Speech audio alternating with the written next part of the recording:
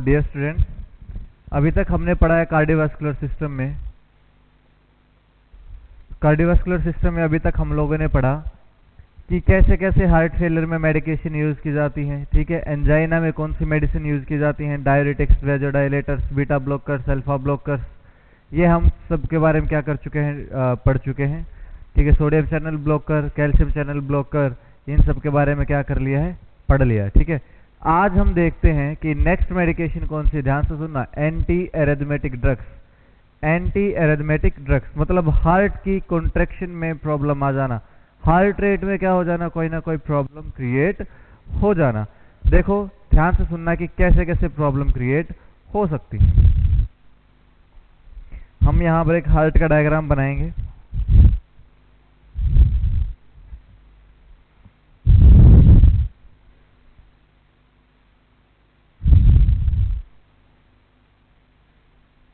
For example कि ये कोई चैम्बर है, क्या है, ये कोई चैम्बर है, ठीक है। ध्यान से देखना डियर स्टूडेंट, ये हार्ट के हमने दो चैम्बर बनाए।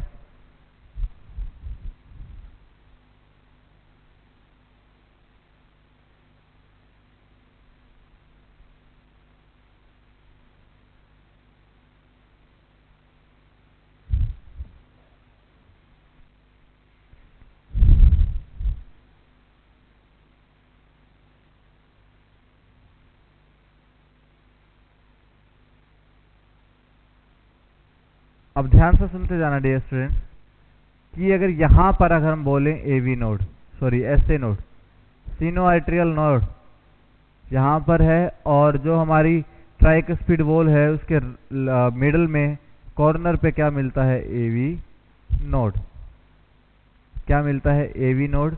फिर यहां पर हमें पेपिलरी मसल्स के कुछ क्या दिखते हैं, कप्स लाइक स्ट्रक्चर्स दिखाई देती हैं। कप्स लाइक स्ट्रक्चर्स क्या होती हैं, दिखाई देती हैं, ठीक है। फिर यहां पर क्या होता है, इसके साथ में ही पुर्किंजी फाइबर्स होते हैं प्रेजेंट, क्या होते हैं, पुर्किंजी फाइबर्स, और अंदर क्या होते हैं, बंडल ऑफ हीज, क्या होते हैं अंदर, बंडल ऑफ हीज।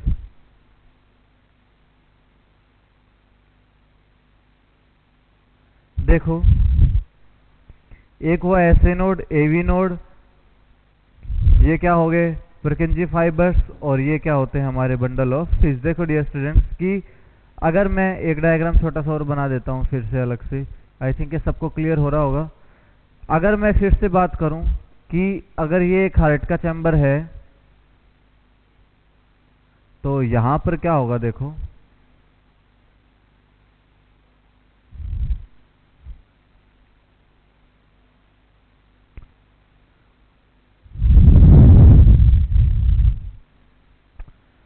अगर ये एसए नोड है, ये वी नोड था यहां पर, देखो जो वेव ऑफ कॉन्ट्रैक्शन आती है वो एसए नोड से किस तरफ आती है, एवी नोड की तरफ।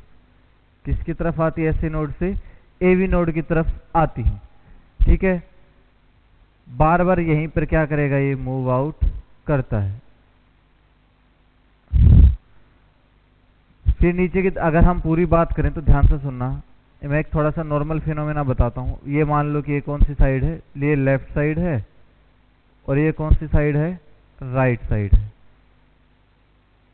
ठीक है। अब मान के चलते हैं, देखो होता क्या है, जब एसए नोड से एवी नोड की तरफ आएगा ना, तो एवी नोड नीचे बंडल ऑफ हीज पे नहीं भेजता है इसको, यहां पे पहले बंडल ऑफ हीज पे नहीं जाएगा, ये क्या करेगा, यहां पर क्या होते हैं, लेफ्ट साइड में यहां पर बैकमैन बंडल प्रेजेंट होते हैं, क्या प्रेजेंट होते हैं यहां पर, बैकमैन बंडल। तो ये क्या करता है, इस डायरेक्शन में मूव आउट करके वापस क्या कर जाता है, ये एवी नोड पे आ जाता है, क्या आ जाता है, एवी नोड पे आ जाती है वापस, क्या, वेव ऑफ कॉन्ट्रैक्शन। अब ध्यान से सुनना, क्या फिनोमिना होता है हमारी वेव ऑफ कॉन्ट्रैक्शन का ट्रेवल करने का, एसए नोड से आया एवी नोड पे, लेकिन एवी नोड ने इसने अपने पास नहीं रखा, अभी क्या किया इसने, डायरेक्टली लेफ्ट साइडेड हार्ट में क्या कर दिया, इसने यहां पर भेज दिया। जब इसने लेफ्ट साइडेड हार्ट की तरफ भेजा तो इसको क्या बोला जाता है, इस जो बंडल्स यहां पर हैं ये जो मैंने यहाँ पर ब्लू कलर के बंडल बनाए इसको क्या बोला जाता है? Beckmann bundle, Beckmann bundle. फिर क्या होगा? अब यहां से वापस क्या हुआ? एवी नोड पे आया, एवी नोड ने कहा भेज दिया वेव ऑफ कॉन्ट्रैक्शन को? बंडल ऑफ हिज में। आई थिंक आप लोगों को क्लियर नहीं हो रहा। कहाँ भेज दिया इसने वापस इसको? बैक इसमें बंडल ऑफ हिज में भेज दिया। किसको? ये वेव ऑफ कॉन्ट्रैक्शन जो ओरिजिनेट हो रही थी। फिर क्या होगा? यहां पर क्या बनाया था मैंने, तो इस तरफ भी क्या होगा? ये परकिंजी फाइबर्स होंगे। फिर ये क्या करेगा? इन परकिंजी फाइबर्स को क्या कर देगा? भेज देगा। वेव ऑफ कॉन्ट्रैक्शन किसके पास आएगी? परकिंजी फाइबर के पास आएगी। जब ये वेव ऑफ कॉन्ट्रैक्शन परकिंजी फाइबर के पास आती है तो क्या होगा? पहले देखो, जब एसए नोड ने एवी नोड के पास भेजी वेव ऑफ कॉन्ट्रैक्शन, तो ये एवी नोड के बाद बैकमैन बंडल पे गई। तो हमेशा याद रखना, जब एसए नोड से एक बार वेव ऑफ कॉन्ट्रैक्शन जाती है तो पहले कहां जाएगी? वो एवी नोड पे जाएगी। कहां जाएगी? वो एवी नोड पे जाएगी। जब एवी नोड पे गई, एसए नोड के बाद एवी नोड पे गई, मतलब राइट साइड में है दोनों के दोनों, तो वहां से एवी नोड उसको अपने पास ना रख के क्या करता है? वो लेफ्ट साइड में ट्रांसफर करेगा। क्या करेगा? लेफ्ट साइड में ट्रांसफर कर देगा। तो लेफ्ट साइड से जब वो ट्रेवल करके आती है बैकमैन बंडल के थ्रू, तो राइट साइड से पहले ना लेफ्ट साइड क्या हो जाती है? कॉन्ट्रैक्ट होगी। राइट साइड से पहले कौन सी होगी? Left side. और ओरिजिनेट कहां पर हुई थी wave of contraction? Right side में। कॉन्ट्रैक्ट किसने किया? लेफ्ट साइड ने। हुआ क्या? या जब यहां से ट्रेवल करके वापस एवी नोड पे आया तो यहां पर क्या होगा? जब इसने एवी नोड को ट्रांसफर किया तो एवी नोड, देखो ध्यान से सुनना, अब एसए नोड से वापस घूम फिर के एवी नोड पे आई थी, फिर घूम फिर के यहां से कहां पे आई? फिर ये वापस एवी नोड पे। अब एवी नोड ना इसको परकिंजी फाइबर को, सॉरी बंडल ऑफ हिज को क्या कर देगा? ये ट्रांसफर कर देगा। जिसको नहीं पता हो तो लिख लेना, बंडल ऑफ हिज।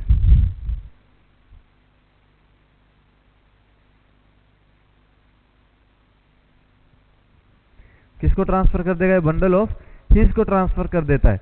तो होगा क्या यहां पर? ध्यान से सुनना, जब बंडल ऑफ हिज को ये ट्रांसफर कर देगा, देखो अब एसए नोड से एवी नोड के पास आई थी, अब यहां से वेव ऑफ कॉन्ट्रैक्शन कहां गई? Bundle of his. जब एसए नोड से एवी नोड पे आ जाएगी तो राइट एट्रियम क्या करेगा? कॉन्ट्रैक्ट कर देगा। अब फिर बंडल ऑफ हिज और परकिंजी फाइबर मिलके क्या करते हैं? अब साथ में परकिंजी फाइबर पूरे वेंट्रिकल के चारों तरफ होता है, ये तो अंदर की तरफ मायोकार्डियम के क्या होता है? सॉरी मायोकार्डियम नहीं, एंडोकार्डियम और मायोकार्डियम के बीच में प्रेजेंट होता है क्या? परकिंजी fibre. Myocardium middle layer of heart, और एंडोकार्डियम क्या होती है? जो सबसे अंदर वाली लेयर होती है, ठीक है, वो क्या होती है? उन दोनों के बीच में क्या होता है? परकिंजी फाइबर। ये दोनों क्या करेंगे? वेंट्रिकल को कॉन्ट्रैक्ट करेंगे। तो हमेशा याद रखना, सबसे पहले लेफ्ट एट्रियम कॉन्ट्रैक्ट होगी, फिर क्या होगी? राइट एट्रियम कॉन्ट्रैक्ट होगी, फिर दोनों वेंट्रिकल एक साथ कॉन्ट्रैक्ट होते हैं। दोनों वेंट्रिकल क्या होते हैं? एक साथ कॉन्ट्रैक्ट होंगे। इतना समझ में आया? अब बात करते हैं एरिथमिया की, कि एरिथमिया कैसे होगा। देखो डियर स्टूडेंट्स, क्या होता है, मान लो कि एसए नोड पे वेव ऑफ कॉन्ट्रैक्शन कहां गया? एवी नोड पर। कहां पर गया? एवी नोड पर गया। देखो अब एवी नोड पे गया, मैं एक बार पूरा मैकेनिज्म बता देता हूं। एवी नोड के बाद कहां जाएगा? Beckmann bundle. कहां जाता है? बैकमैन बंडल पे जाएगा।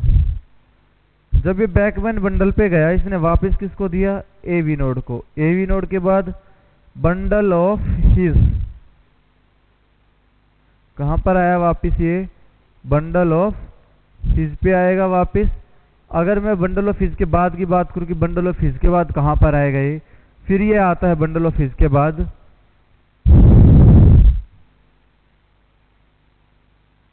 परकिंजी फाइबर।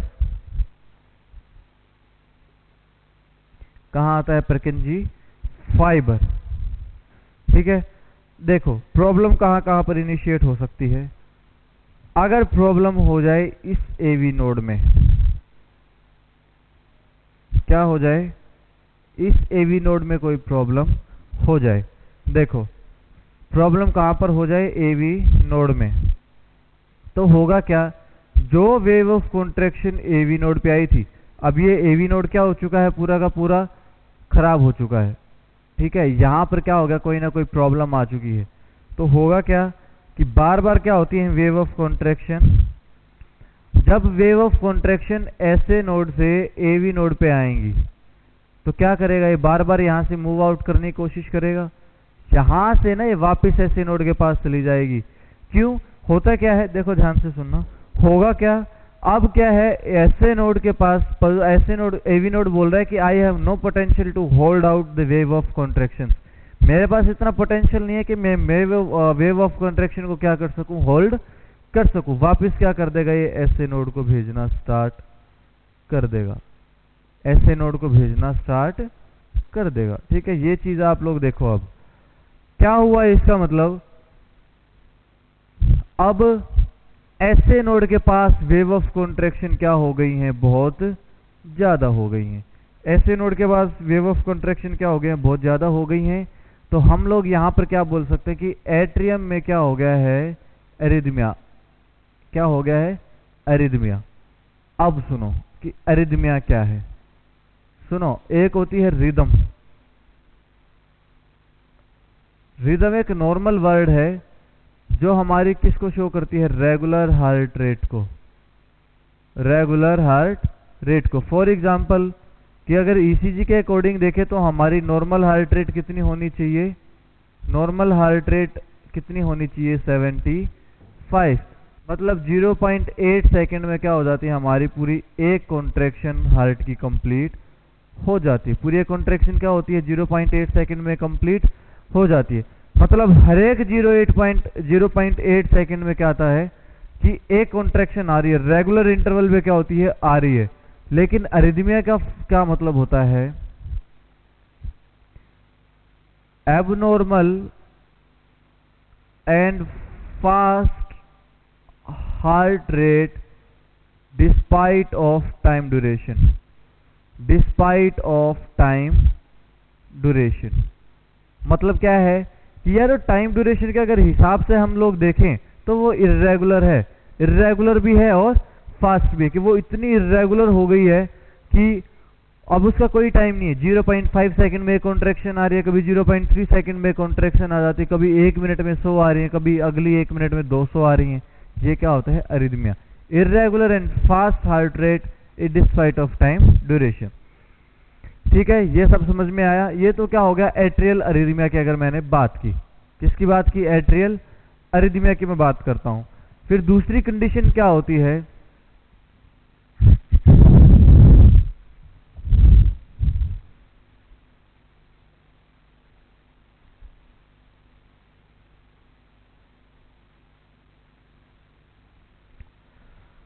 अगर मैं फिर से बात करूं कि फिर से एक डायग्राम और बना के देखते हैं। आई थिंक आप लोगों को रेड कलर ज़्यादा विजिबल नहीं हो रहा है, so now I will mostly use black और ब्लू स्केच। ठीक है,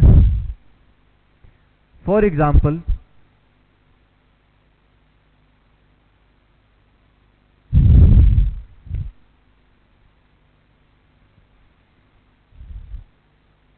कि यहां पर ऐसे नोड और एवी नोड।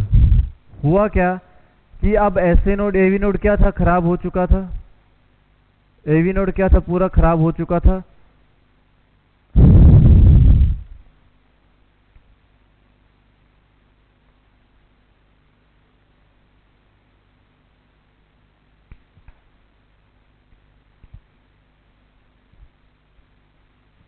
यहाँ पर बंडल ऑफ हिज प्रेजेंट थी। ठीक है, बंडल ऑफ हिज और बाहर की तरफ क्या प्रेजेंट था, प्रकिंजी fibre.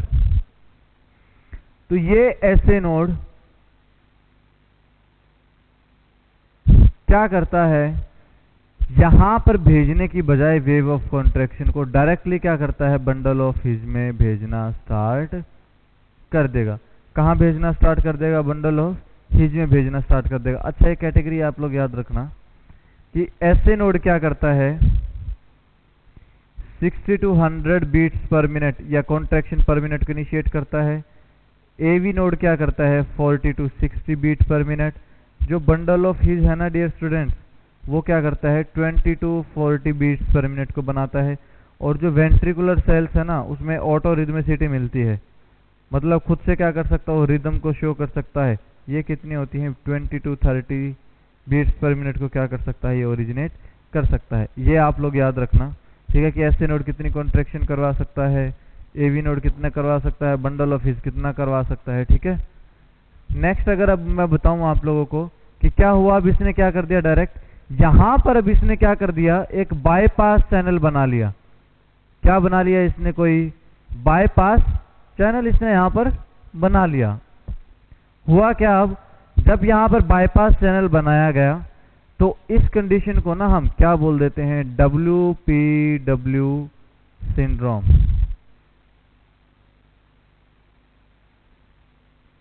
Wolf Parkinson White syndrome, Wolff Parkinson White syndrome, WPW syndrome, यहां पर हम लोग क्या कर देते हैं, इसको बोल देते हैं, ठीक है, WPW सिंड्रोम बोल देते हैं।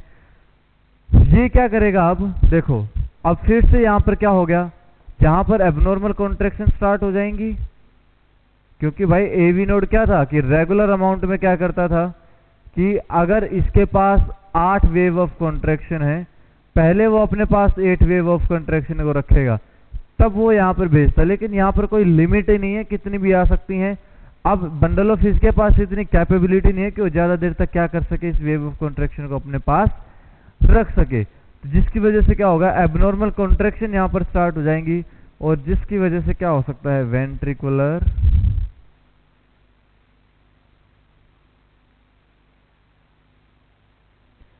टैकीकार्डिया बोलो, लेकिन टैकीकार्डिया की जगह आप लोग ज्यादा बोल सकते हो अरिथमिया, वेंट्रिकुलर अरिथमिया।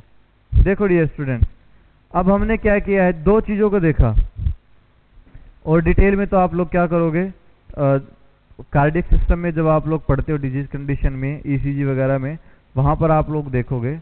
पहला जो आता है, ये फार्मा में इतना डिटेल से नहीं जाने, क्योंकि फिर भी आप लोगों को थोड़ा आइडिया होना चाहिए कि एरिथमिया क्या है, कैसे मेडिसिन को यूज करना है। एक तो हुआ एट्रियल एरिथमिया, क्या हुआ, एट्रियल एरिथमिया। दूसरा हुआ वेंट्रिकुलर एरिथमिया।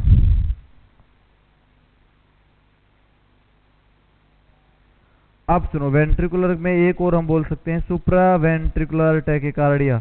सुप्रा वेंट्रिकुलर मतलब क्या है इसका, सुप्रा वेंट्रिकुलर टैकीकार्डिया।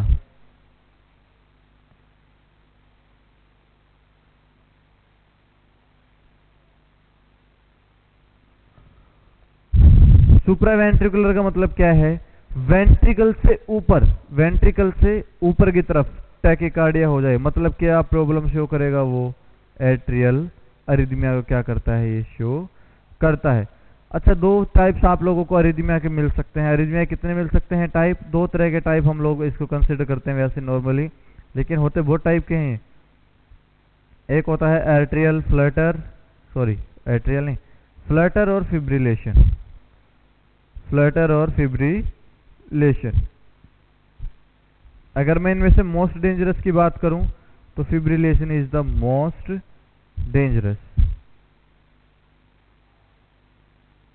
सबसे डेंजरस क्या होता है, क्या होता है सबसे डेंजरस, फिब्रिलेशन सबसे आपको खतरनाक दिखाई देगा। चलो, इतना ये अरिथमिया का पता चला कि कैसे कैसे प्रॉब्लम हो सकती है, कि एवी नोड में कोई प्रॉब्लम हुई। अच्छा, बंडल ऑफ हिज में प्रॉब्लम हो सकती है, कोई इश्यू नहीं है। किस में प्रॉब्लम हो सकती है, बंडल ऑफ हिज में प्रॉब्लम हो सकती है। दूसरा, अगर एसए नोड में प्रॉब्लम होगी ना, तब अरेस्ट आ जाता है, कार्डियक अरेस्ट आ सकता है। तब देखो भाई, सीधी सी बात है, एसए नोड में ही प्रॉब्लम आ गई, एसए नोड प्रेजेंट ही नहीं है, या वो डैमेज हो चुका है, या उसकी सेल्स क्या हो चुकी पूरी डैमेज हो चुकी हैं, जिसकी वजह से क्या होता है, वहां पर कोई वेव ऑफ कॉन्ट्रैक्शन का फॉर्मेशन ही नहीं होगा। वहां पर क्या नहीं होगा, कोई वेव ऑफ कॉन्ट्रैक्शन का फॉर्मेशन नहीं होगा। अगर वहां पर कोई वेव ऑफ कॉन्ट्रैक्शन का फॉर्मेशन नहीं हो रहा, ध्यान से सुनना, अगर वहां पर वेव ऑफ कॉन्ट्रैक्शन का कोई फॉर्मेशन नहीं हो रहा, क्या कोई कॉन्ट्रैक्शन इनिशिएट होगी, cardiac arrest may be due to excessive level of potassium. Potassium के एक्सेसिव लेवल की वजह से भी क्या हो सकता है, वो उसकी वजह से कार्डियक अरेस्ट आ सकता है।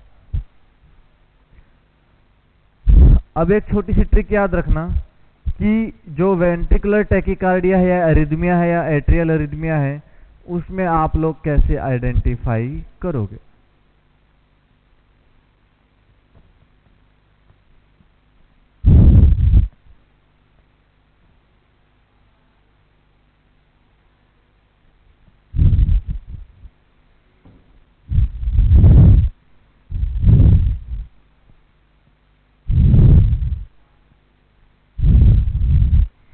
देखो डियर स्टूडेंट्स, मैं एक कैटेगरी बना देता हूं आपके पास कि कैसे कैसे मेडिसिन को यूज करना है। देखो कि फॉर एग्जांपल कि हम कोई लाइन को एक लाइन ड्रॉ करते हैं।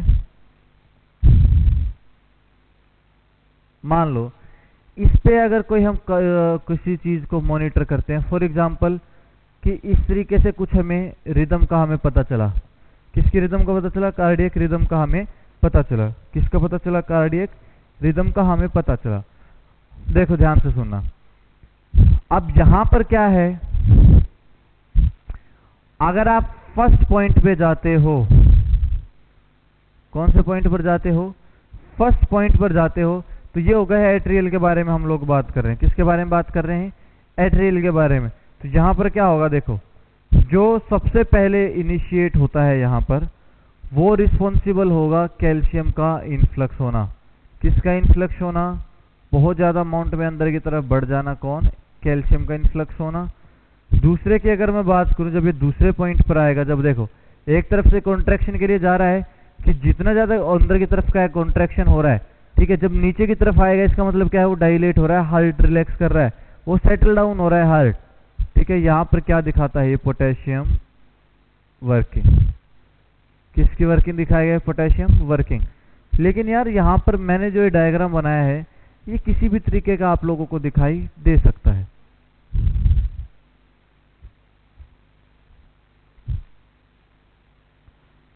ये नॉर्मली ऐसे भी हो सकता है, या आप लोग किसी भी कंडीशन में जब असेस करोगे, मतलब क्या है कि एक नॉर्मल फिनोमिना आप लोगों को दिखाई नहीं देगा कि हार्ट की कहीं पर नॉर्मल कॉन्ट्रैक्शन आनी चाहिए, तो ऐसा कुछ फिनोमिना था। लेकिन नहीं यार, उसके बाद फिर से कम हुई, फिर बढ़ती चली गई, फिर कम हो जाती, फिर कहीं पर बढ़ जाती है। इर्रेगुलर अरिदमिया, मतलब सॉरी, इर्रेगुलर रिदम आप लोगों को वहां पर दिखाई देती है। तो ये तो किस कंडीशन में आ गया? Atrial arrhythmia. क्या था ये? Atrial arrhythmia. अच्छा, एक चीज और याद रखना,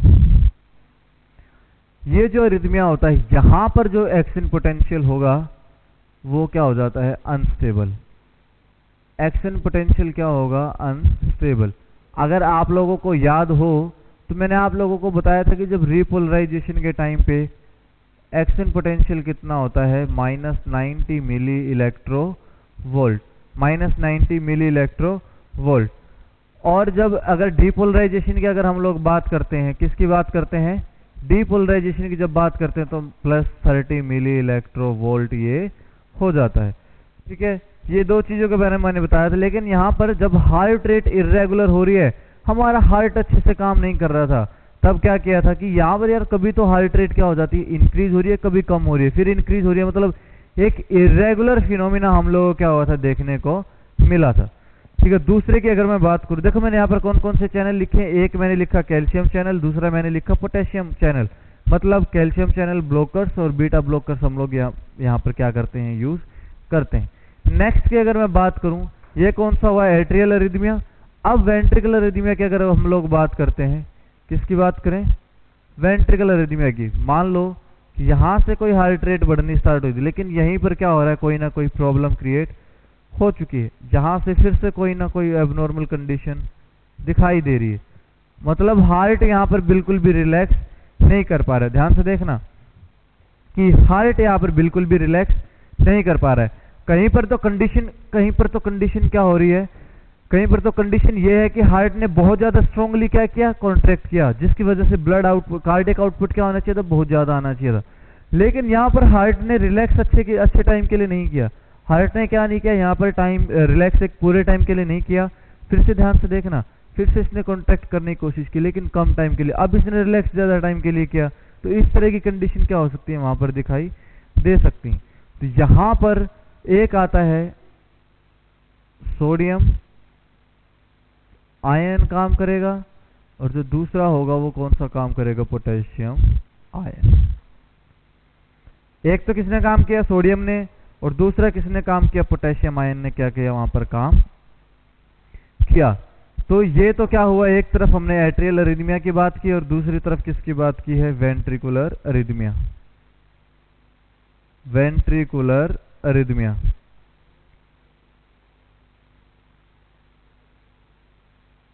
वेंट्रिकुलर अरिथमिया की बात की है, ठीक है। ये हो गया एट्रियल अरिथमिया और वेंट्रिकुलर अरिथमिया। अब देखो मैंने यहाँ पर कौन कौन सा लिखा है, कैल्शियम चैनल का और पोटेशियम चैनल का मैंने क्या लिखा है यहाँ पर बताया आप लोगों को। तो इसका मतलब यहाँ पर हम मोस्टली कौन कौन सी मेडिसिन यूज करते हैं, ड्रग्स जो यूज होंगी, एक तो होगी calcium channel blocker, calcium channel blocker. दूसरे की अगर मैं बात करूं आप लोगों से, potassium channel blocker. Ventricular tachycardia में कौन कौन से आते हैं, यहाँ पर कैल्शियम भी आ सकता है, लेकिन कैल्शियम यहाँ पर इतना फर्किंग इफेक्ट नहीं डालेगा। यहाँ पर कौन कौन सी आती हैं, sodium channel blocker,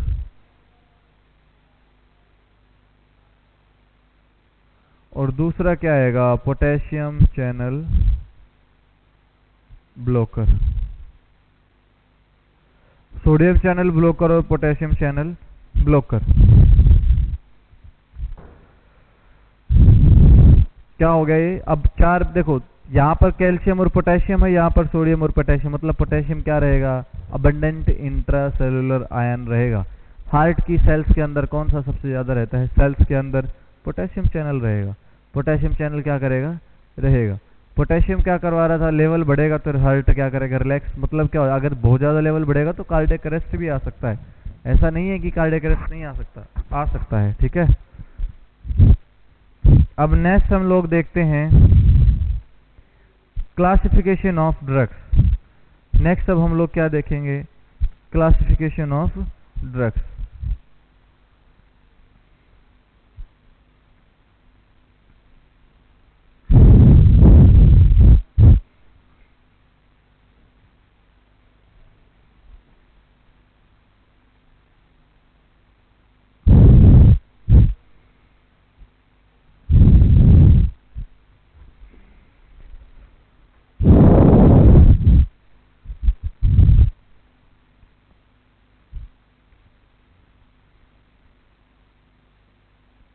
classification of drugs. देखो dear students, classification of drugs में क्या होता है, एक ट्रिक आप लोग याद रखना, सेब पका, सेब पका, सोडियम बीटा, पोटेशियम का calcium, sodium channel blocker, beta blockers, potassium channel blockers और कैल्शियम चैनल ब्लॉकर्स, ठीक है। Sodium channel blocker, beta blocker, potassium channel blocker और calcium channel blocker. We will use these four kind of या four types of categories of medicines which will be frequently used in or which are used in arithmetic condition। अब हम लोग देखते हैं, देखो ध्यान से सुनना। सबसे पहले हम लोग एक क्लासिफिकेशन देखते हैं सोडियम किसकी, सोडियम की। सोडियम चैनल ब्लॉकर,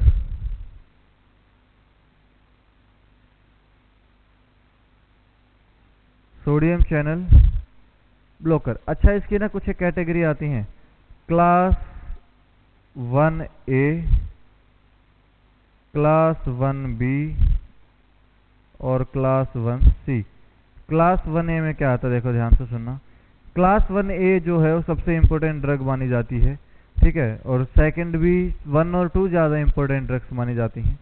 पहली कौन सी आती है क्लास A में, 1A में क्विनिडीन,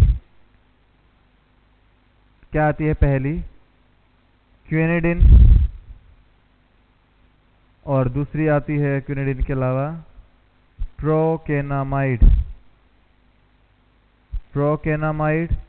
अच्छा, अब देखो क्लास 2 में प्रोकेनामाइड का एक छोटा भाई और होता है, वो क्या होता है, देखो आप सबने नाम सुना है कि इसका एनेस्थीसिया के लिए यूज कर लेते हैं, टूथ के लिए यूज कर, टूथ में एनेस्थीसिया देना हो या टूथ सर्जरी के लिए एनेस्थीसिया यूज करना हो तब दे सकते हैं। वेंट्रिकुलर अरिथमिया में हम लोग उसको यूज कर सकते हैं। मल्टीपल यूज मतलब ये है, एमआई में भी इसको क्या कर सकते हैं हम लोग यूज कर सकते हैं। वो आता है लिग्नोकेन, क्या आता है, लिग्नोकेन और दूसरा आता है फेनेटोइन। अब चौंकना मत कि सर फिनोटोइन तो आपने थोड़े दिन पहले पढ़ाया था कि ये तो हम लोग सीजर्स में देंगे, एपिलेप्सी में देंगे, लेकिन जरूरी नहीं है, मल्टीपल यूज के लिए कर सकते हैं यूज। अच्छा, क्लास 1C की अगर हम लोग बात करें, क्लास 1C जो है, क्लास यार ये फिनेटोइन है ना, ये पहले लिग्नोकेन से ज़्यादा यूज करते थे पहले फिनेटोइन को, लेकिन आजकल इसको इतना यूज नहीं करते। क्लास 1C को अगर हम बोलें एनकेनामाइड, कौन सा होता है, एनकेनामाइड,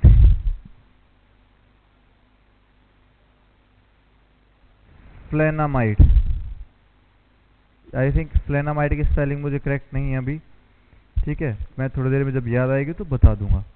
एनकेनामाइड और फ्लेनामाइड, देखो कितनी मेडिसिन होगी, 6 मेडिसिन होगी सोडियम चैनल ब्लॉकर में, लेकिन मैंने जब आप लोगों को सोडियम चैनल ब्लॉकर पहले पढ़ाया था वहां पर मैंने इन मेडिसिन का जिक्र नहीं किया था, क्योंकि ये मेडिसिन कहां पर यूज होती हैं, एंटी एरिथमिक मेडिकेशन में। अच्छा, ये तो मेडिसिन हो गई।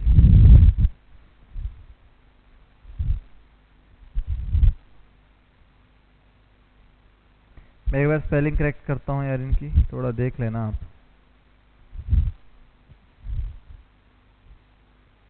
आपने यहाँ पे नाइड लिखो, एनकेनाइड,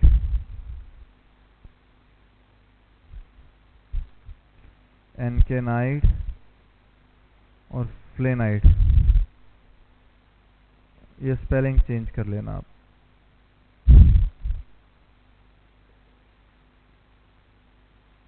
दो मेडिसिन आती हैं, ठीक है, एनकेनाइड और फ्लेनाइड, माइड मुइड कुछ नहीं लगाना इसमें, ठीक है।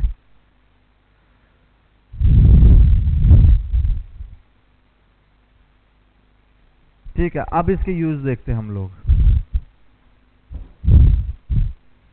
अब पोटेशियम चैनल के क्या करते हैं यूज देखेंगे।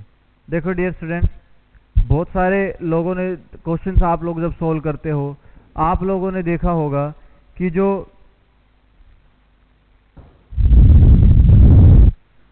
लिग्नोकेन है, कौन सी मेडिकेशन है, पोटेशियम चैनल में जो ये लिग्नोकेन है,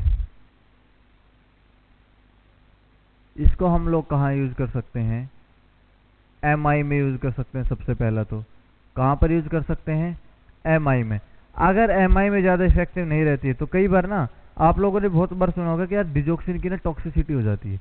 क्या हो जाती है, बहुत बार डिजोक्सिन की टॉक्सिसिटी हो सकती है। तब आप लोग डिजोक्सिन अगर टॉक्सिसिटी हो जाए तो उसमें आप लोग क्या यूज कर सकते हो, लिग्नोकेन आप लोग यूज कर सकते हो। डिजोक्सिन टॉक्सिसिटी का मतलब क्या है कि यार ब्लड लेवल में बहुत ज़्यादा हो गई है ये डिजोक्सिन, जिसकी वजह से हार्ट रेट क्या हो सकती है, डाउन हो सकती है। एंटीडोट नहीं बोला मैंने, एंटीडोट नहीं है, लेकिन डिजोक्सिन टॉक्सिसिटी को क्या करने का काम करती है, ये कम करने का काम करेगी, ठीक है। सेकंड की अगर हम लोग बात करें बीटा ब्लॉकर्स, अच्छा बीटा ब्लॉकर्स में हम लोगों ने, और एक चीज़ और याद रखना, जो मैंने आप लोगों को बीटा ब्लॉकर का भी डिस्कस करते हैं, मैंने जो क्लास 1 और क्लास 2 मैंने बताया आप लोगों को, क्लास 1 और क्लास 2 ध्यान देना, जो क्विनिडीन है ये किस पे काम करेगी, एसए नोड पे। कहाँ काम करेगी, एसए नोड पे काम करेगी। क्लास 2 जो है ये एवी नोड पे काम करती है। क्लास 2 किस पे काम करेगी, एवी नोड पे और एसए नोड पे काम करेगी। तो ये जो दोनों क्लास हैं ये ड्रग ऑफ चॉइस मानी जाती हैं, drug of choice in atrial fibrillation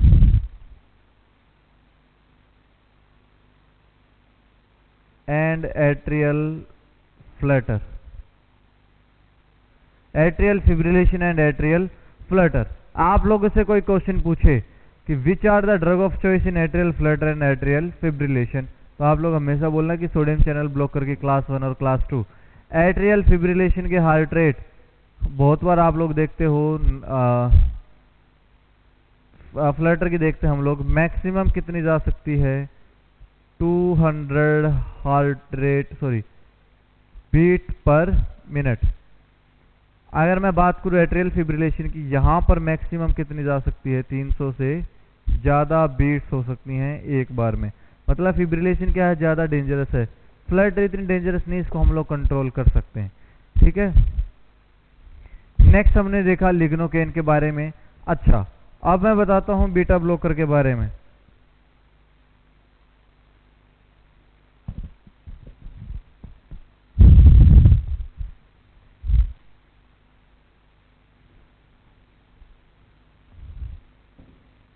ये तो देख लिया लिग्नोकेन का क्या था, एमआई में देना है, डिजोक्सिन टॉक्सिसिटी में देना है।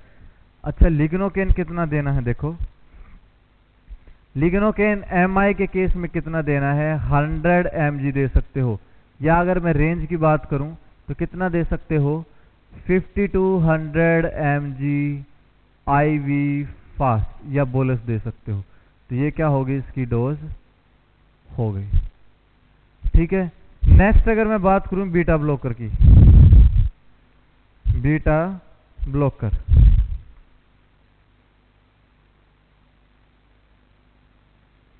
और बीटा ब्लॉकर को मैंने आप लोगों को एक ड्रग पढ़ाई थी, कार्डियो सिलेक्टिव बीटा ब्लॉकर, जो क्या करते थे, कार्डियक सिस्टम पे क्या करते थे, काम करते थे। कार्डियो सिलेक्टिव में मैंने एक आप लोगों को बताई थी, drug of choice in severe tachycardia, और उसको कहां पर लेके आए हो आप लोग, इमरजेंसी में ले आए। क्या ले आए, इमरजेंसी में ले आए। तो वहां पर आप लोग क्या देते थे उसको, एस्मोलोल, क्या देते थे, esmolol 150 mg IV, 150 mg IV। Esmolol कितनी दी जाती थी, 150 mg दी जाती थी, IV दी जाती थी। नेक्स्ट अगर मैं देखूं, अब देखो इतना हो गया। अब मैं बात करता हूं पोटेशियम चैनल ब्लॉकर की। किसकी बात करें, पोटेशियम चैनल ब्लॉकर की। मैं एक दूसरा मार्कर ले लेता हूं यार, ब्लैक।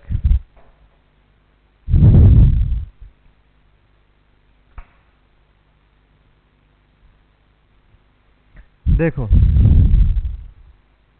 ये जो पोटेशियम चैनल है ये थोड़ा इंपॉर्टेंट है। पोटेशियम चैनल ब्लॉकर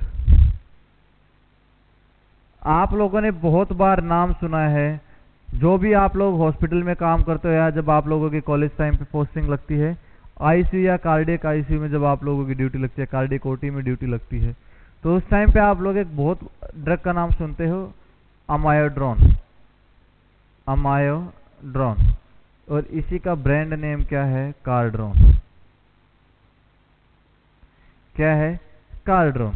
देखो यार कि कर क्या सकते हैं, ये तो सबसे पहली चीज याद रखना, एक तो क्या है ये, आईवी भी दे सकते हो इसको और ओरल भी दे सकते हो, आईवी भी दे सकते हो और ओरल भी दे सकते हो। दूसरे की अगर हम लोग बात करें, इसका जो टी हाफ है, हाफ लाइफ टाइम जो है, जो इसका हाफ लाइफ टाइम है, या हम जो इसका बोल सकते हैं कि हमारी बॉडी में जाने के बाद ये मेडिसिन कितने दिनों में हाफ होती है, तो वो होती है 56 डेज में। कितने डेज में होती है, 56 डेज में, या आप लोग बोल सकते हो 8 वीक। कितना होता है, 8 वीक। आईवी भी दे सकते हो, ओरल भी दे सकते हो।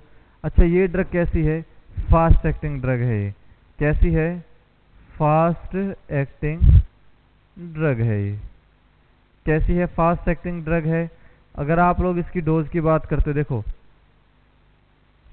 अगर आप लोग डोज की बात करते हो, यहां पर ध्यान से समझना कि मैं कैसे डोज बताऊंगा। यहां पर अगर हम डोज की बात करते हैं, 150 mg IV स्टेट अगर आप लोगों ने दिया, तो इसको ड्रग ऑफ चॉइस माना जाता है सुप्रावेंट्रिकुलर टैकीकार्डिया। Supraventricular tachycardia.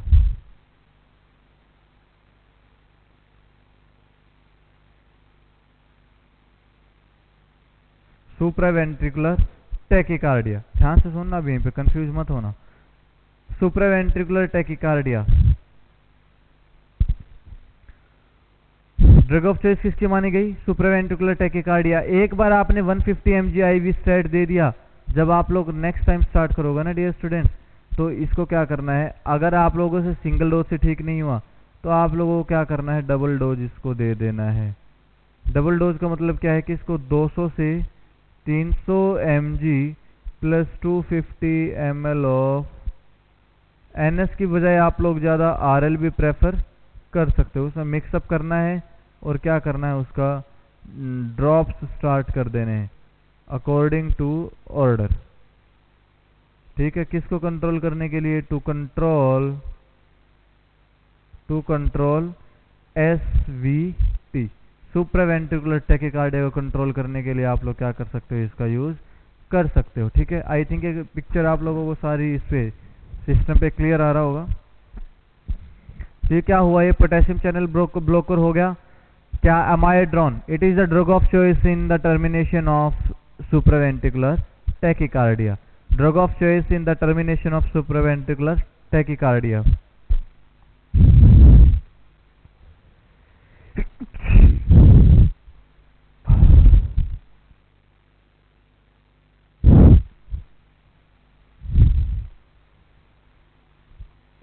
ठीक है, ये आया समझ में? किसकी ड्रग ऑफ चॉइस है? सुप्रावेंट्रिकुलर टैकीकार्डिया के टर्मिनेट करने के लिए ड्रग ऑफ चॉइस इसको माना जाता है। अगर मैं आप लोगों से बोलूं कि साइड इफेक्ट क्या आते हैं अमाइड्रोन के, कि अमाइड्रोन के साइड इफेक्ट क्या है? देखो, इसके 2-3 चीजें याद रखना यार, बहुत इंपॉर्टेंट है ये। IV भी दे सकते हैं, ओरल भी दे सकते हैं। T-half 56 दिन, 8 वीक मानते हैं, लेकिन अगर आप लोग और इसको देखो ना तो 3 से 8 वीक मान सकते हैं इसको। ये कितना होता है? मैक्सिमम 56 दिन की इसकी हाफ लाइफ रह सकती। ठीक है, दूसरा, ये मेडिसिन है कैसी? ब्रॉड स्पेक्ट्रम है ये। कैसी मेडिसिन है ये?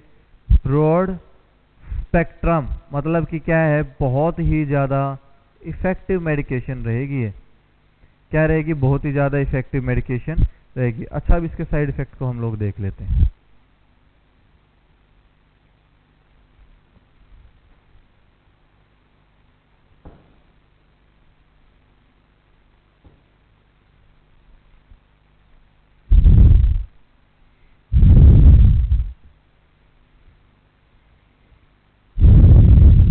साइड इफेक्ट ऑफ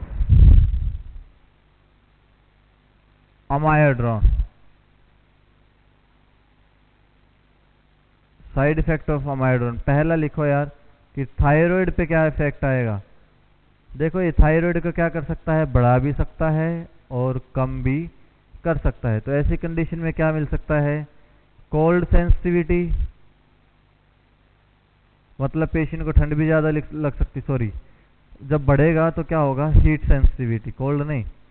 और जब कम हो जाएगा तो वहाँ पर क्या होता है? कोल्ड सेंसिटिविटी, कि पेशेंट को ठंड बहुत ज़्यादा लगेगी।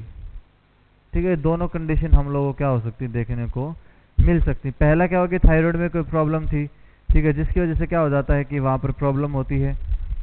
दूसरा, अगर मैं बोलूँ कि कहाँ पर डिपॉजिट हो जाता है, ये कॉर्नियल डिपोजिशन। क्या करता है ये? Corneal deposition. तो मतलब क्या करना है? मॉनिटर विजुअलिटी, हमेशा क्या करना है? आई विजन को क्या करना है? मॉनिटर करना है कि पेशेंट कहीं वहाँ कॉर्निया में कहीं डिपॉजिट हो गया और कहीं दिक्कत ना हो जाए, पेशेंट को विजन में कोई प्रॉब्लम ना आ जाए। दो साइड इफेक्ट आएगा, थायराइड पे साइड इफेक्ट आया, दूसरा क्या आया है?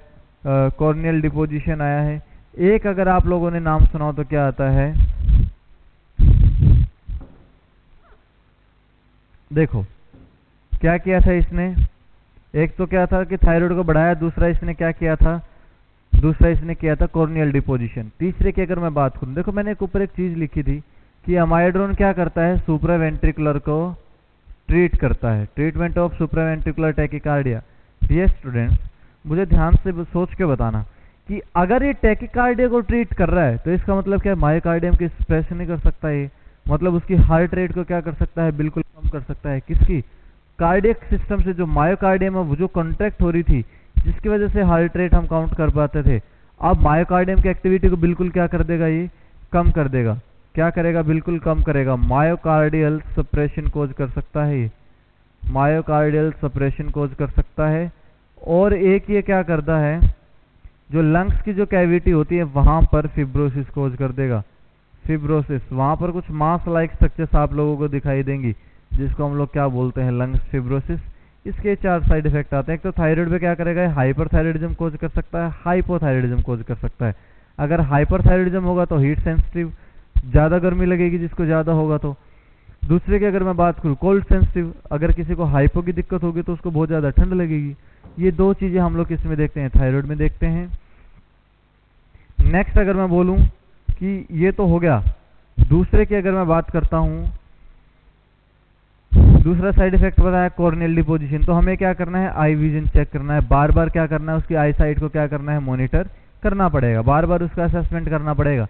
नेक्स्ट क्या हम बोले, मायोकार्डियल सप्रेशन। अगर वो टैकीकार्डिया अगर ट्रीट कर रहा है तो इसका मतलब क्या है, वो हार्ट रेट को क्या करेगा, बिल्कुल कम कर सकता है और मायोकार्डियम की एक्टिविटी को सप्रेस कर सकता है। नेक्स्ट लंग फिब्रोसिस, वो नेक्स्ट क्या कर सकता है, जो लंग्स हैं उसमें क्या कोज कर सकता है, वो फाइबर्स मास लाइक स्ट्रक्चर्स को क्या कर देता है, उनकी ग्रोथ को बढ़ा देता है।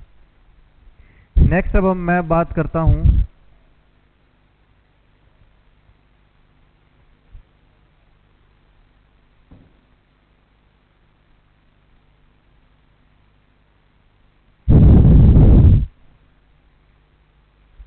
देखो, मैंने पहले आप लोगों को बताया था कि मैं वर्ड को क्या बोल रहा था, ध्यान से सुनते जाना। एक क्लासिफिकेशन रहती है हमारी calcium channel blocker, non DHP calcium channel blocker, non dihydropyridine calcium channel blocker. यहाँ पर मैंने आप लोगों को एक ड्रग पढ़ाई थी, वीरापैमिल पढ़ाया था, एक ड्रग के बारे में मैंने आप लोगों को बताया था। अच्छा, मैंने यहाँ पर भी लिखा था drug of choice in supraventricular tachycardia. किसकी ड्रग ऑफ चॉइस बताया था मैंने, सुप्रावेंट्रिकुलर टैकीकार्डिया की। यहाँ से डिफरेंशिएट करना। दूसरा मैंने आप लोगों को ये भी बता दिया कि पोटेशियम चैनल भी क्या है, ड्रग ऑफ चॉइस है। Drug of choice in supraventricular tachycardia कौन सी मेडिसिन थी, वो अमायोड्रोन थी। अच्छा, अब देखो डिफरेंस समझना डियर स्टूडेंट। एक होता है PSVT, प्रोक्सिस्मल सुप्रावेंट्रिकुलर टैकीकार्ड। प्रोक्सिस्मल का मतलब क्या है, देखो सुप्रावेंट्रिकुलर टैकीकार्डिया आ जाता है जब क्रॉनिक स्टेज पहुंच जाए। कैसी स्टेज पहुंच जाए, क्रॉनिक स्टेज पहुंच जाए। और एक कंडीशन आती है जब एसवीटी हो तो गया हो लेकिन मोर रिस्की ना हो, मोर रिस्की ना हो, या हम लोग क्या बोल सकते हैं, लेस रिस्की होता है। अब एक क्वेश्चन और आ जाता है कि यार ऐसा कौन सा दे सकते हैं। मैंने बोला लिग्नोकेनेमाई में दे सकते हैं और ये क्रॉनिक स्टेज में देते हैं जब एसवीटी बहुत ज़्यादा होता है तो वीरापैमिल दे दो। अब पीएसवीटी आ गया जो जहाँ पर लेस रिस्की एसवीटी, वहाँ पर आप लोग क्या दे दो, कार्ड्रोन दे दो या माइड्रोन दो। एक मेडिसिन और आती है, ध्यान से सुनना। अगर आप लोग किसी पेशेंट को इमरजेंसी में लेकर के आते हो और उस कंडीशन में क्या मिलता है, acute attack of supraventricular tachycardia, या आप लोग क्या बोल सकते हो, acute case of supraventricular tachycardia, जिसको बिल्कुल फ्रेश सुप्रावेंट्रिकुलर टैकीकार्डिया आया हो, वहां पर उसको एक मेडिसिन दी जाती है एडिनोसिन। क्या मेडिसिन दी जाती है उसको, एडिनोसिन एक मेडिसिन दी जाती है। अच्छा, ये एडिनोसिन मेडिकेशन क्या करती है, इसका जो टी हाफ होता है ना, हाफ टाइम कितना होता है इसका, वो होता है 1.5 सेकंड से लेकर के मैक्सिमम 2 सेकंड तक। अगर आप लोग केडी त्रिपाठी पढ़ते हो तो वहां पर 1 से 1.5 सेकंड भी वहां पर क्या दिया हुआ है, इसका टी हाफ साइकिल दिया हुआ है। तो ये क्या करता है, क्या करना होता है इसका, देखो ध्यान से सुनना। 6 mg मतलब इसके पास 3 ml का एम्प्यूल आता है इसका, उसमें 6 mg क्या होता है, फ्लूइड होता है। आप लोग इसको क्या कर सकते हो, आईवी देना है लार्ज कैथेटर वाले से। लार्ज कैथेटर मतलब क्या करना है, 16 या 18 नंबर का क्या करना है, हमें कैनुला को यूज करना है। 16 या 18 गोज का हमें कैनुला यूज करना है। कैनुला यूज कर लिया आप लोगों ने, बोलस दे दो इसको। क्या करना पड़ेगा, बोलस दे दो। जैसे ही बोलस देते हो एनएस का क्या कर दो, फ्लश कर दो। क्या करना पड़ेगा उसके बाद, एनएस करना है। फॉर एग्जाम्पल कि अभी अभी एक्यूट सुप्रावेंट्रिकुलर टैकीकार्डिया था, अब इसका हाफ लाइफ कितना है मायोड्रोन का 0. देखो ध्यान से सुनना, बिल्कुल 1.5 से लेकर के 2 सेकंड तक है, सिर्फ 2 सेकंड कितना होता है ये ध्यान से देखना। आप लोगों ने क्या किया, 2 मिनट के अंदर अंदर 2 सेकंड के अंदर अंदर क्या कर दिया, एडेनोसिन को क्या कर दिया, एडमिनिस्टर कर दिया।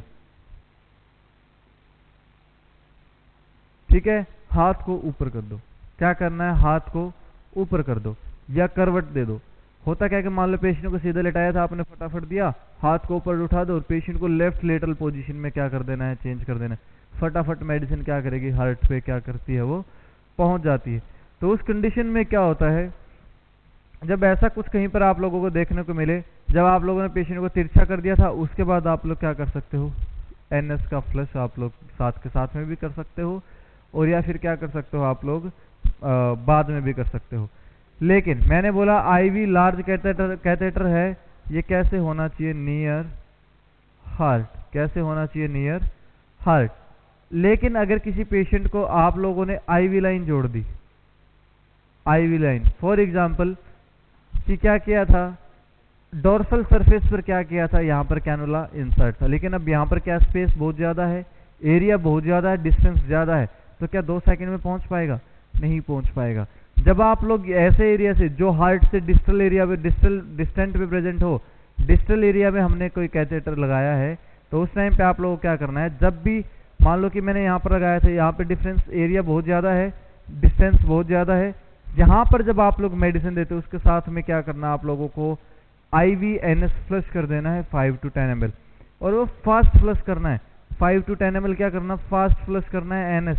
जितना ज़्यादा फास्ट फ्लश करते हो उतनी स्पीड में क्या आता है, वो हार्ट के ऊपर मेडिसिन क्या आ जाती है, पहुंच जाती है। ये आप लोग याद रखना, ठीक है। एक्यूट सुप्रावेंट्रिकुलर टैकीकार्डिया में कौन सा यूज होगा, एडिनोसिन। पीएसवीटी के केस में अमायोड्रोन, और जो क्रोनिक स्टेज आती है ड्रग ऑफ चॉइस एसवीटी की, उसमें कौन सा होता है हमारा, वेरापेमिल। ये आप लोग याद रखना। अच्छा सुनो, ये हो गया। अब एक बात करते हैं एडिनोसिन के बारे में थोड़ी सी और। ये क्या कोज करता है, ब्रोंको कॉन्स्ट्रिक्शन कोज करता है। ये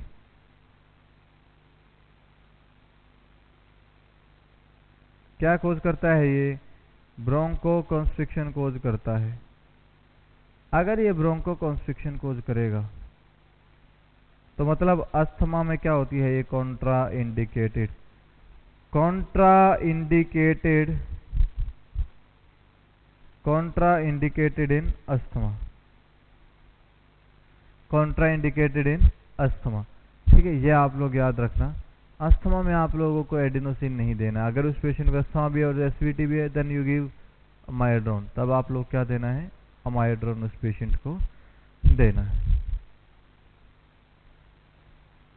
अगर मैं अब बोलूं आप लोगों से कि अगर कहीं पर क्लोट वगैरह हो जाए, कहीं पर क्लोट वगैरह हो जाए और उसकी वजह से कोई एरिथमिया वगैरह कंडीशन या फिब्रिनोजन या फिब्रोप्लास्टिन की वजह से क्या हो जाए, कोई प्रॉब्लम क्रिएट हो जाए, तब आप लोग क्या ट्रीटमेंट देते हो, तब आप लोग क्या ट्रीटमेंट दोगे। तो खैर बहुत सारी चीज़ें देखने को मिलती हैं कि कहीं पर ब्लीडिंग को कंट्रोल करना है, अगर कहीं पर कोई प्रॉब्लम हो जाए। अगर मैं आप लोगों से बात करता हूं, देखो मायोकार्डियल इन्फेक्शन की बात करते हैं, मायोकार्डियल इन्फेक्शन। जो मायोकार्डियल इन्फेक्शन है, इसके क्या होते हैं, 2 ट्रीटमेंट हम लोग करते हैं। क्या करते हैं, एक तो करते हैं एंजियोप्लास्टी। क्या करते हैं, एक तो एंजियोप्लास्टी करते हैं और दूसरा क्या करते हैं, थ्रोम्बोलाइटिक थेरेपी। क्या देते हैं, थ्रोम्बोलाइटिक थेरेपी। देखो थ्रोम्बोलाइटिक थेरेपी और एंजियोप्लास्टी, छोटा सा एक समझ लेना, वैसे मैं बता देता हूं आप लोगों को।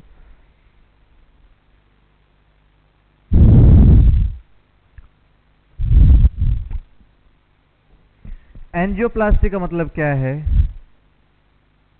कि जो मायोकार्डियम जहां से डैमेज हुई थी उसको क्या कर देना, रिपेयर कर देना। उसको क्या कर देना, रिपेयर कर देना। थ्रोम्बोलाइटिक का मतलब क्या होता है, जहां पर थ्रोम्बस बना हो, जहां पर क्या हो, थ्रोम्बस की फॉर्मेशन हो रही हो और वहां पर आप लोगों को क्या करना हो, ब्रेक करना हो, ब्रेक द थ्रोम्बस और डिस्ट्रॉय द थ्रोम्बस, वहां पर क्या करना है, आप लोग थ्रोम्बोलाइटिक थेरेपी क्या कर सकते हो, यूज कर सकते हो। अच्छा, एक थेरेपी और आती है छोटी सी, fibrinolytic therapy.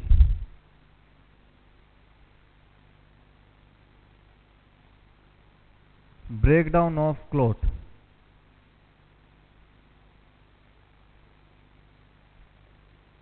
Breakdown of clot, देखो ध्यान से सुनना, यहां पर मैंने लिखा है थ्रोम्बस, थ्रोम्बोसाइट्स मतलब प्लेटलेट का एग्रीगेशन हुआ था सिर्फ यहां पर सिर्फ क्या हुआ था, प्लेटलेट का एग्रीगेशन हुआ था। यहां पर क्या हुआ था, पूरा का पूरा ही क्लॉट बन चुका था। वहां पर क्या बन चुका था, एक पूरा का पूरा क्लॉट बन चुका था, फिब्रिनोलाइटिक। तो अब हम बात करते हैं कि ऐसी कौन कौन सी मेडिसिन हैं जो हम फिब्रिनोलाइटिक एजेंट के रूप में यूज कर सकते हैं।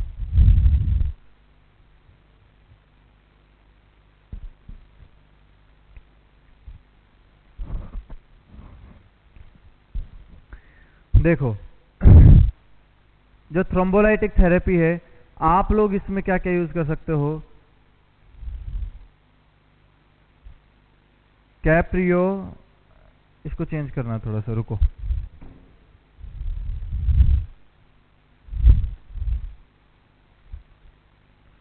पहला लिखना amino caproic acid, amino caproic acid. दूसरा लिखो ट्रेक्सेनेमिक एसिड, जो ट्रेनेक्सा के नाम से आती है, ठीक है। अच्छा, एंजियोप्लास्टी में कुछ लिखने की जरूरत नहीं, यहाँ पर ये दो नाम मेडिसिन के याद रखना। अच्छा, फिब्रिनोलाइटिक में आप लोग याद रखना, यहाँ पर मैं आप लोग एक चीज और लिखवाता हूँ, उसको ध्यान से सुनना। देखो, वहां पर तो क्या था कि सिर्फ और सिर्फ थ्रोम्बस बना था, यहाँ पर ना क्लोट बना हुआ है। यहाँ पर अब हमें, यहाँ पे तो थ्रोम्बस को हम क्या कर सकते थे, डिजोल्व कर सकते थे। यहाँ पर इस थ्रोम्बस को क्या करते थे, डिजोल्व भी कर सकते थे। मैंने साथ में लिखा है, तो ब्रेक करो या फिर इसको डिजोल्व करो, घोल दो, घोलने के लिए दवाइयाँ दे दो, ठीक है, या आप लोग दे सकते हो। अमाइनो कैप्रोइक एसिड और अच्छा इसकी स्पेलिंग ठीक कर लेना यार, आर है ये, अमाइनो कैप्रोइक एसिड, ठीक है। अगर क्लोट की बात करते हैं तो यहां पर एक आता है एसटीके, स्ट्रेप्टोकाइनेज,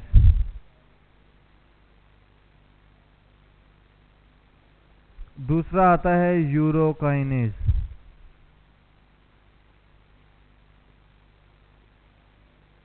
एल्टीप्लेज, ठीक है। ये दो तीन मेडिसिन आप लोग क्या कर सकते हो, यूज कर सकते हो। एससी के एल्टीप्लेज, यूरोकाइनेज, अच्छा एससी के streptokinase, used only once in a lifetime, कि जिंदगी में एक ही बार इसको यूज किया जा सकता है 1% भी, उसके बाद इसको यूज नहीं किया जा सकता, ठीक है। ये आती हैं दो तीन थेरेपी मायोकार्डियल इन्फेक्शन में, जो इसका टॉपिक तो नहीं था, लेकिन खैर अलग से पढ़ाना था, तो ये मेडिसिन के नाम लिखवा दिए मैंने। इन चीज़ों का याद रखना, ठीक है। ये आप लोगों की एंजाइना की, सॉरी एरिथमिया की मेडिसिन कंप्लीट होती हैं यहाँ पर, ठीक है। आप लोग नेक्स्ट जब हम मेडिसिन स्टार्ट करेंगे, अब वो स्टार्ट करेंगे डिजॉक्सिन, उसके बारे में नेक्स्ट क्लास में हम लोग पढ़ेंगे।